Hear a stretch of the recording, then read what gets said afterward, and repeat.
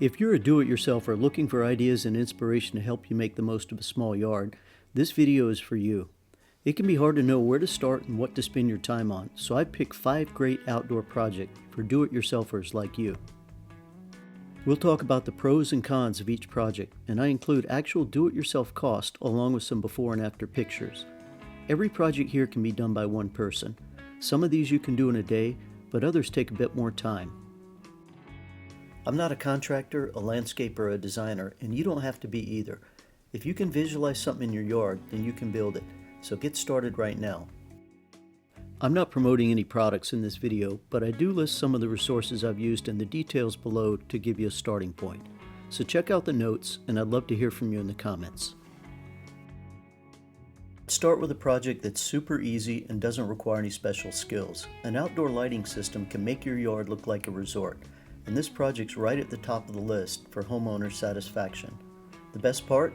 Landscape lights can be added after you finish your yard, although if you plan to put in pavers or other hardscape, you should consider putting in some wire before you go too far. I'd recommend starting with a high-quality kit that has all the components. I've linked some great resources below on kits and how to install everything. Get a transformer that you can expand over time. The wattage determines how many lights you can add, and it plugs right into a regular outlet. Start with a few pathway lights, and then add some spotlights to highlight trees or other features in your yard. Then you can add other lights as you need them. Don't overdo it at first. These lights are really bright, so you probably need fewer than you think. All-in-one kit prices vary based on how many lights you get and the transformer size. But if cost is a big issue, just buy some simple string lights. See how much of a difference they make before you invest more. In our next project, you can make something very unique with limited carpentry skills. It's also a project you can do year-round if you have a garage or even a covered porch. Initially, I'd planned to buy an outdoor table from a major furniture retailer, but most of the outdoor tables had bad reviews that highlighted issues with durability, so I decided to build my own. It took me about a week to build my table, not including getting the stone top cut and polished by a fabricator. You may need more time if you don't have basic woodworking skills. You can start with a sketch or use a simple 3D program like SketchUp to get started. I started with a leftover remnant of a quartzite slab, sketched out a simple design, and then used it to make a 24 by 60 inch tabletop with a redwood base. You can check with local stone fabricators to find remnant slabs. Natural stone makes a great top for an outdoor table, and I recommend granite or quartzite. You could also use marble or travertine, but these are less durable when used outside. Another cool option is a porcelain top. There's some amazing designs like these two that are a lot cheaper than natural stone. For the base, redwood and cedar are good choices outside because they're naturally rot resistant, although you should apply a high quality oil finish for greater protection.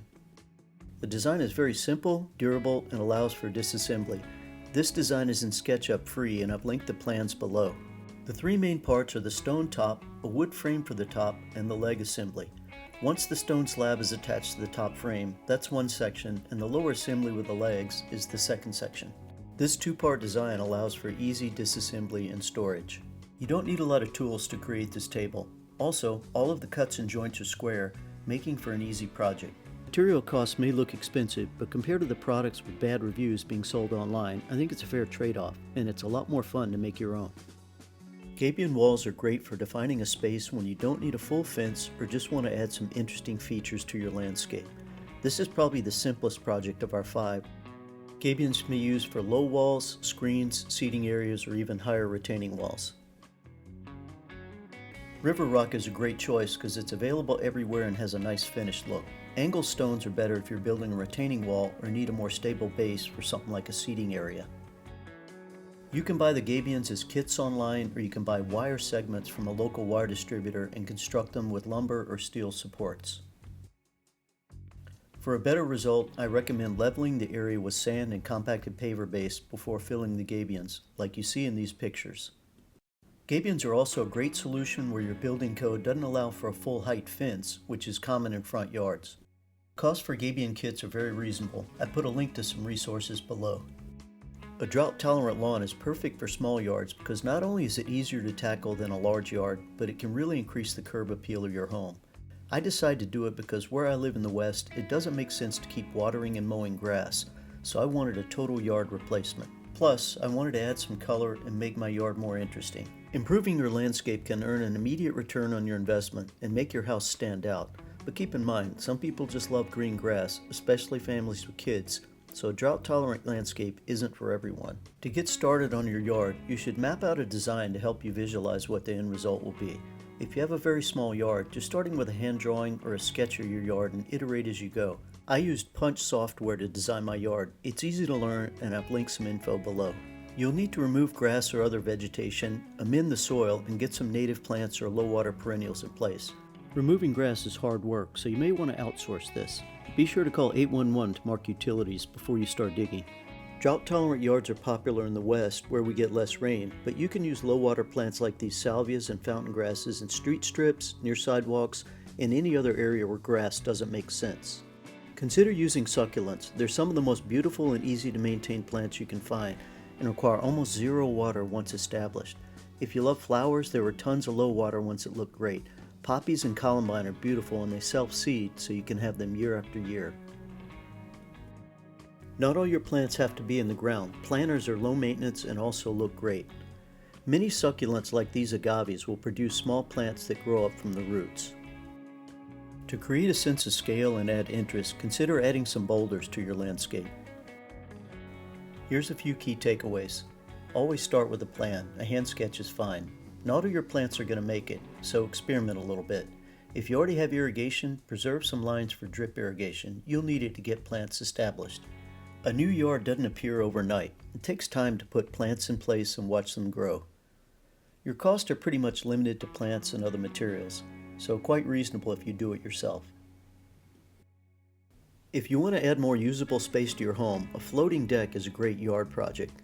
A deck is more than a structure, it becomes a destination in your yard. This is a big do-it-yourself project, but one person can do it. It took me about 6 weeks, working a few hours a day. It's called a floating deck because it's not attached to any structures and it's usually freestanding. The main reason I built a deck is I wanted to be outside more and I really didn't like my backyard space. Putting in a low deck really transformed my yard and it provided an anchor to build other features around. There are a number of things to carefully consider before you start building, so you should have an overall plan for your yard. Consider things like sun and shade, trees and vegetation.